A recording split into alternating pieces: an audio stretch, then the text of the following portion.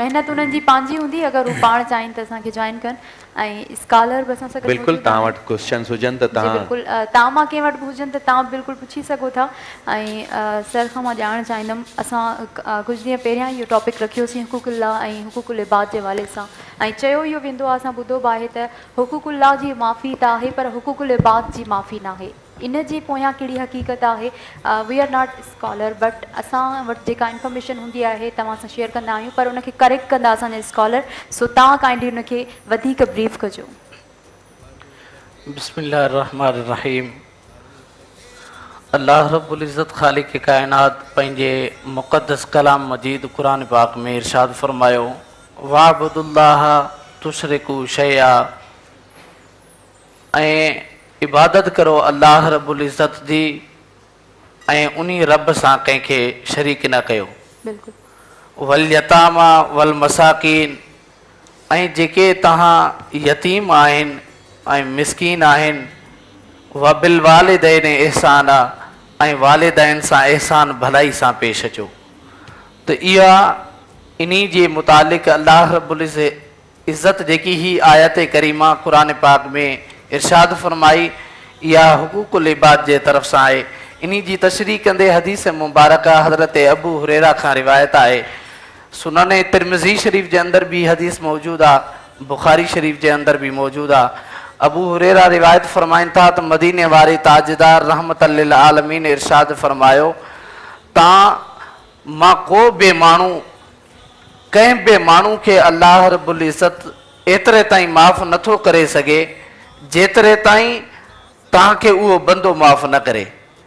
अगरि अल्लाह रब्बुल इज़्ज़त जे कंहिं फ़र्ज़ में कोताही थी वई आहे, रोज़े में ग़लती थी वई आहे, नमाज में ग़लती थी वई आहे, रब जे फ़र्ज़ में रब जे अहकामात में असां खां का बि ग़लती थी वई आहे त उहा अल्लाह रब्बुल इज़्ज़त ख़ालिक़ काइनात जे दर ते अची सरब सुजूद थी गिड़गिड़ाए रोई अल्लाह खां इल्तिजा वठी करे उहा असां गुनाहनि जी माफ़ी तलाफ़ी वठी सघूं था। अल्लाह रब्बुल इज़्ज़त ख़ालिक़ काइनात असांखे माफ़ी अता फरमाए छॾींदो।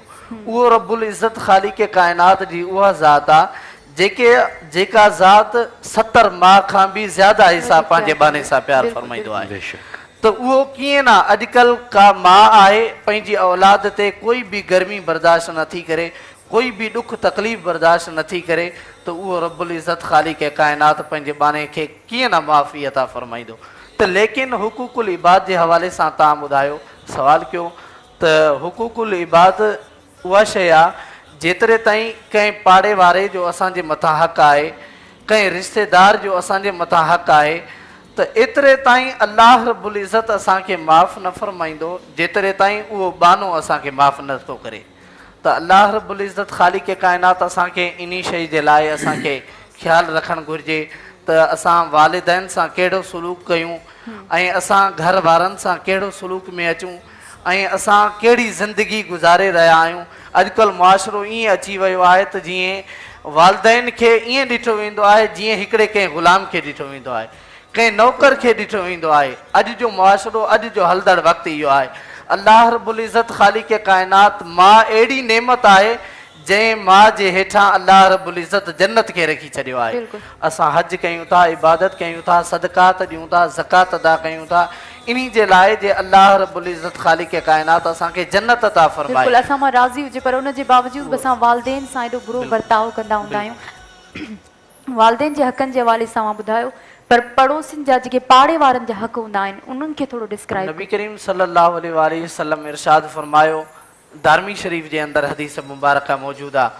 हज़रत उमर बिन ख़त्ताब खां रिवायत आहे, पाण फरमाइनि था त अगरि तव्हां जे पाड़े में हिकिड़ो मिसकीन ग़रीब रहे थो, तव्हां अगरि सालण तयारु करो था या त ॿाराड़ी में ईअं आहे किथे किथे गैस आहे किथे पहिरें ॿाराड़ी जो वक़्तु हुयो त हुज़ूर मिसाल ॾींदे फरमायो त या तव्हां पंहिंजी बाहि जो धुओं जेको हूंदो आहे इहो घटि कयो या त मतिलबु कि उन सालण जे अंदरि शोरबो ज़्यादा कयो ताकी जेको पाड़े में भिक सां अव्हांजो घरु आहे मिसकीन आहे उहो महसूसु कंदो त अॼु हिन जे घर में मुर्गी आहे, मां बुखियायल वेठो आहियां। त हुज़ूर सल्लल्लाहु अलैहि वसल्लम असांखे पाड़े वारे जे हद ताईं एतिरो ख़्यालु कंदे फरमायो त तव्हां अगरि सालण तयारु करो था उन में शोरबो ज़्यादा कयो तव्हां बि खायो ऐं पंहिंजे पाड़े वारे खे बि ॾियो। नबियनि जा सरदार रहमत लिल आलमीन इहे पाड़े वारनि जे लाइ हुकुम फरमाईंदा ऐं ख़्यालु रखंदा हुया। सुभान अल्लाह, माशाअल्लाह, ॾाढो ई ख़ूबसूरत। उन खां